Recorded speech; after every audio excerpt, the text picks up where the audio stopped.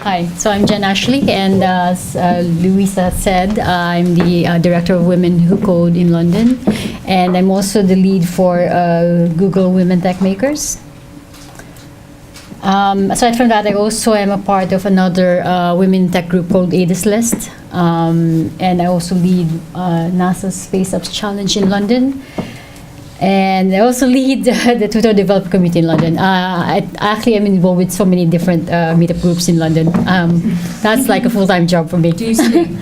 I run on 3 to 4 hours of sleep. I seem to be fine with that.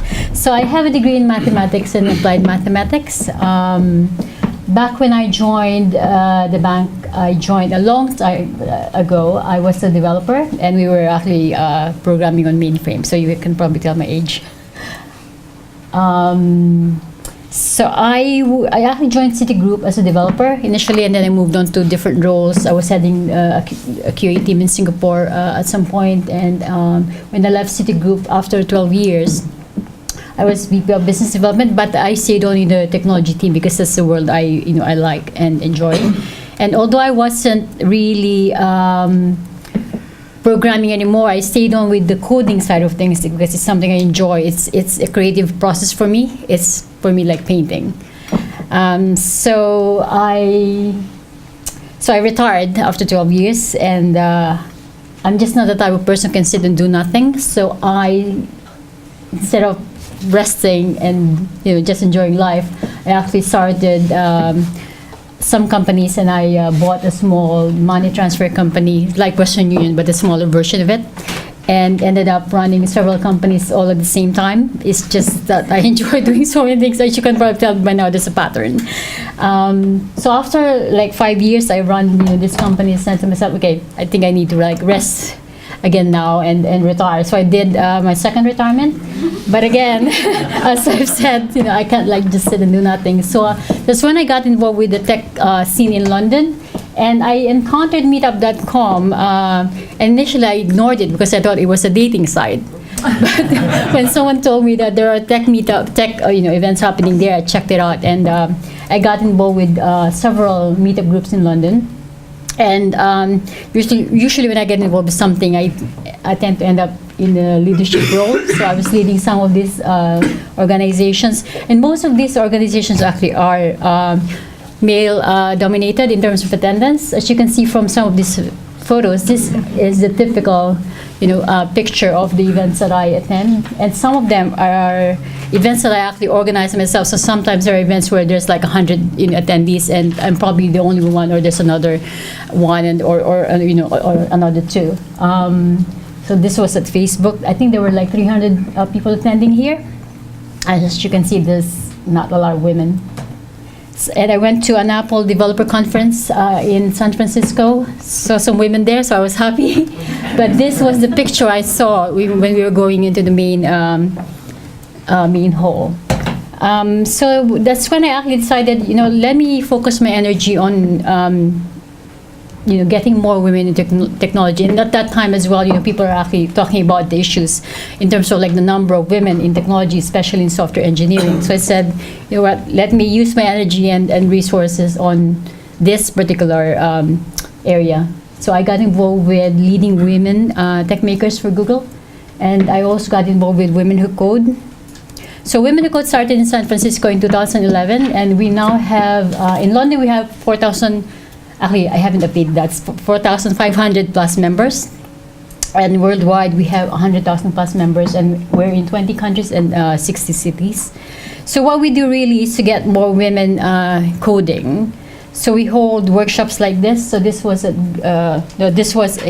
Swift course. So we were developing on iOS. And then this was at Google. We were developing on Android watches, teaching women really how to do these things. So we also hold hackathons, and we encourage a lot of women to participate in hackathons. We hold conferences. So this was at Google again. We had 200 plus women attending. I think this was on International Women's Day. These are some of the courses that I run. We actually offer a lot of free courses for women. Actually, most of them are free. We don't really charge. But it's really, for me, it's very satisfying to see women who are actually not coding when they get to our courses, and then at the end of it, look very happy and proud that they're able to actually, achieve something. And what we do really is we try and simplify the way to tech, because obviously for some people, or some women in particular, it's scary enough to hear about the word tech. So we try and simplify that. So sometimes we have coding workshops at the VNA. So it's a museum. It's not it's not a scary environment, but we're teaching them how to actually be software developers. So these are some of the events we held. And why are we doing this? As I said, there's and as you mentioned earlier, there's really a small number of women in software engineering, especially. So what we're trying to do is turn that dial and hopefully achieve a 50-50. Who knows if that's the right number, but 14%, 3%, that's not the right number, definitely. And also in terms of what the positive effect is of a more diverse team, there are some studies that have been held in the past. For example, this one by MIT says that a more diverse team can increase revenue by around 41%, which is not something to ignore. There are a lot of studies out there that you can check out, and the evidence is growing that there is a business case for diversity. And it's not just really about gender diversity. It can be about age or race. So there are a lot of things that you definitely can look at supporting out there. And if we're not going to do this now, when are we going to do it? We cannot always change the past, but we can change the future and improve it. We just need to keep moving forward, and we can do it. You obviously have a passion for coding. You say it's like painting, so you find it relaxing as well. Yeah. But does it take a certain type of brain wiring to like coding? And why don't more women want to get into it? Why don't more children? We've talked a lot about it starting, in the early years. I don't think it's a case of women not wanting to get into it, but they need to be exposed to it.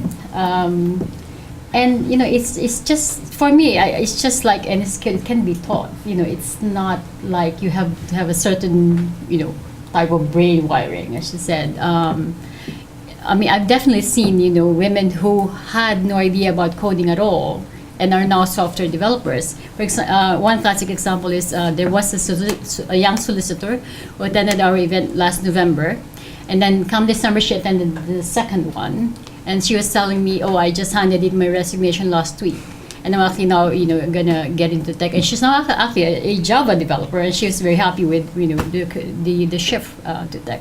So it's definitely going to be done, but help needs to be there for them to get. I don't know whether anyone else has heard of this, but I did a film actually, and Lego started to go into schools with very young children and start teaching them really simple coding. Have you come across that? Yeah, there are a lot of actually like apps or programs out there. For example, you were talking about Acorn Accelerator. This one of the many groups that are actually helping young people to get into technology. Any questions from the floor, Jen? So I'm an engineer, so I completely sympathise you. How do you get older women back into doing the coding? Because I know a lot went through engineering with me, and I'm the only one who's still doing anything technical. How do you get it? Because a lot of them are younger women, and as an older woman, you would feel maybe a bit intimidated even going in. Yeah. How do you enable that? So women who code in particular is focused on career age women. So that's really our target market. Although personally, I help out with the younger generation, and also I encourage our members to help out as well. But our focus is really career age women. So we do hold a lot of events. For Women Code, we probably hold 5 to 7 events a month, and that's not even touching all the languages, all the new technologies that we want to cover.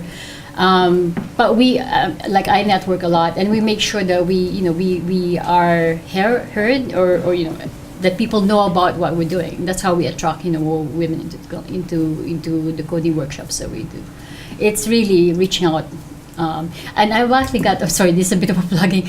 So I've got an event that I organized for October 10, which is Ada Lovelace Day. Ada Lovelace is the first programmer, and she's female, thank goodness. Sorry. So I'm actually trying to attract 1,000 plus women to attend that event. We held that back in March, and we had 400 plus women attending, but the capacity of the place can't accommodate more than that. So now I've got a bigger venue, and we're expecting around 1,000 plus to attend. Hopefully, I can get it up to 1,500. There are a lot of people helping. This is a free event as well. We're not charging people because I don't want the ticket cost to be a barrier for women to actually access the talks and the workshops that we're offering there.